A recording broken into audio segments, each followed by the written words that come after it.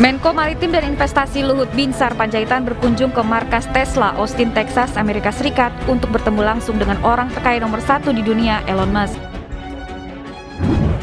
Ya, ini memang lagi rame nih soal pertemuan Pak Luhut dengan Elon Musk ya. Dan rame Pak Luhut bawa rombongan. Ya, banyak orang yang antusias tuh dan merasa bahwa ada sesuatu yang akan diperoleh oleh Indonesia. Jadi saya kira itu orang diskusi aja di situ dan itu belum ada sesuatu yang bisa memberi tanda pasti bahwa Elon Musk itu punya keseriusan. Ya pokoknya ya, apapun yang dilakukan Jokowi selalu saja salah di mata Rocky Gerung yang kabarnya ya kini sudah naik daun menjabat sebagai Hujatul Islam bagi alumni Monas Limin.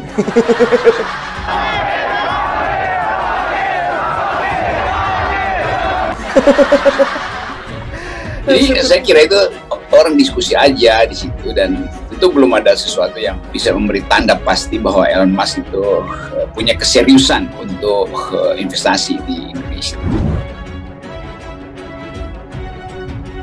Pemirsa, Menko Maritim dan Investasi Luhut Binsar Panjaitan menyatakan Presiden Joko Widodo akan bertemu CEO Tesla Elon Musk dalam rangkaian lawatan luar negeri Presiden ke Amerika Serikat pada Selasa.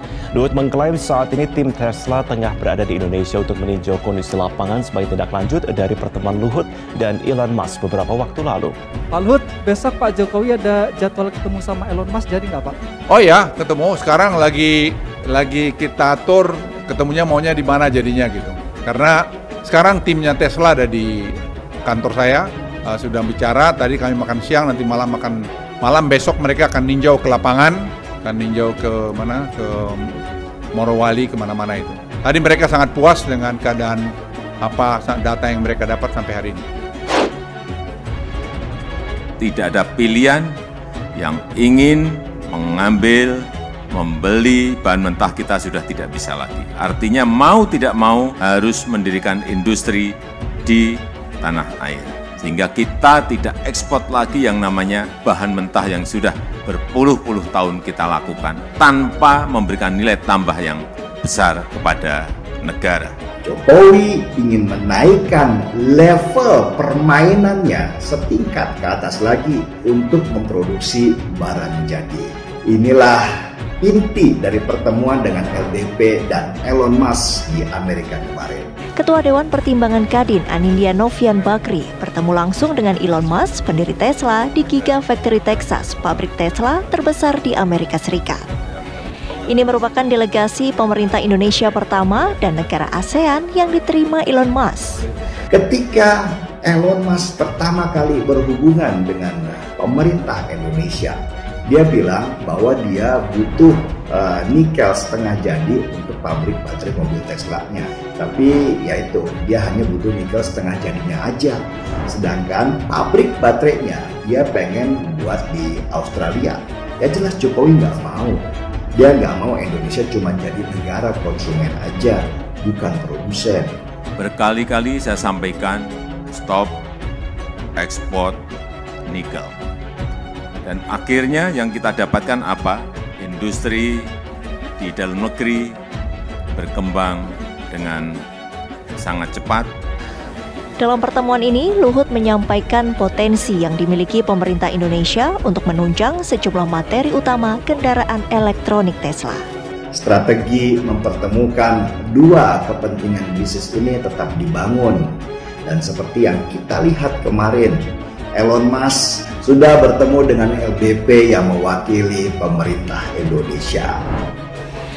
Elon Musk terlihat antusias melihat potensi yang dimiliki Indonesia dan sangat berminat untuk menindaklanjuti pertemuan tersebut. Usai mengadakan pertemuan, LBP beserta rombongan diajak berkeliling meninjau pabrik untuk melihat proses pembuatan Tesla. Bahkan ada rencana juga Jokowi akan berkunjung dan melihat proyek SpaceX Elon di Amerika. I'm very encouraged about the future, and I think there's a tremendous amount of opportunity in Indonesia, and I look forward to visiting and seeing for myself.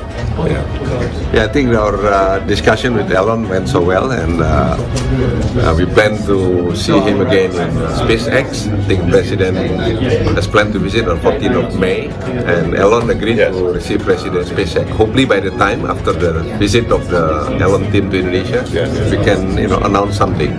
Well, it would be an honor to meet the President, so I look forward to meeting him. Begitulah bisnis. Ketika kita tahu bahwa kita punya nilai yang dibutuhkan mereka, maka kita harus percaya diri kalau mereka akan membeli. Tentu semua dengan aturan kita sendiri karena ini negara berdaulat. Dan Elon Musk juga, sekaya-kayanya dia, harus mengerti itu, bahwa Indonesia presidennya sekarang adalah Jokowi yang tetap baik dalam berkomunikasi, tetapi dalam aturan dia tidak mau berkompromi. Bayangkan kalau kita hanya mengekspornya dalam bentuk bahan mentah. Oleh sebab itu, saya sangat menghargai, mengapresiasi pembangunan smelter oleh PT Gunbuster Nickel Industry, dan ini akan memberikan nilai tambah yang tidak sedikit. Dari biji nikel yang diolah menjadi ferronikel, ini nilai tambahnya meningkat 14 kali. Dan jika dari biji nikel diolah menjadi billet stainless steel, akan meningkat nilainya 19 kali lipat. Sebuah nilai yang tidak sedikit. Dan tadi Menko Perekonomian Bapak Erlangga menyampaikan bahwa tahun ini diperkirakan ekspor stainless kita akan melompat menjadi kurang lebih perkiraan kita 20,8 miliar US dollar. Yang biasanya kalau kita ekspor bahan mentah hanya 1 atau sampai 2 miliar. Ini sebuah lompatan yang sangat besar sekali.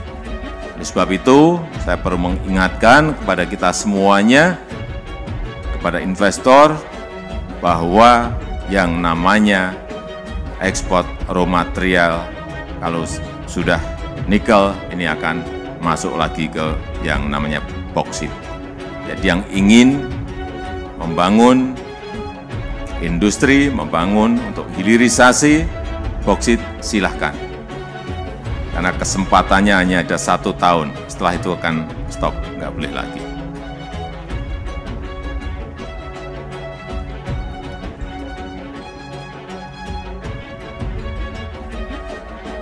Dan saya perlu mengingatkan juga kepada pemerintah daerah,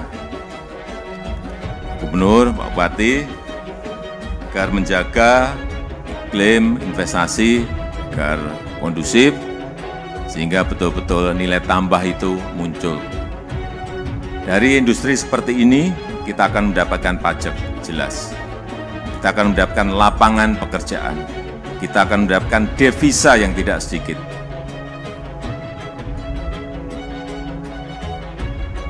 Yang biasanya tenaga kerja yang dapat adalah yang negara yang kita kirim bahan mentah. Sekarang tenaga kerja muncul di sini. Saya tadi tanya ke Pak Dirut, ada berapa tenaga kerja yang direkrut di sini maupun di Morowali? 27.000. Sebuah jumlah yang tidak sedikit, 27.000 itu. Sehingga ini akan muncul industri, 27.000, 30.000, 40.000 rekrutmen seperti ini yang kita inginkan. Sehingga semua rakyat kita ingin semuanya bekerja. Tidak hanya melihat bahan mentah yang diekspor ke negara lain, tetapi memberikan nilai tambah lapangan pekerjaan yang sebesar-besarnya pada negara kita. Dan yang kedua, kepada Pak Gubernur dan Bupati, berikan yang namanya perusahaan ini, investor mereka merasa aman untuk menjalankan aktivitas usahanya, sehingga bisa meningkatkan nilai investasi di masa-masa yang akan datang. Dan kita harapkan rakyat yang berada di sekitar industri ini merasakan manfaatnya, baik yang berkaitan dengan lapangan pekerjaan dan juga peluang-peluang usaha baru bagi usaha kecil, usaha menengah, dan yang lain-lainnya, sehingga meningkatkan pertumbuhan ekonomi di provinsi maupun di kabupaten di mana industri ini berada.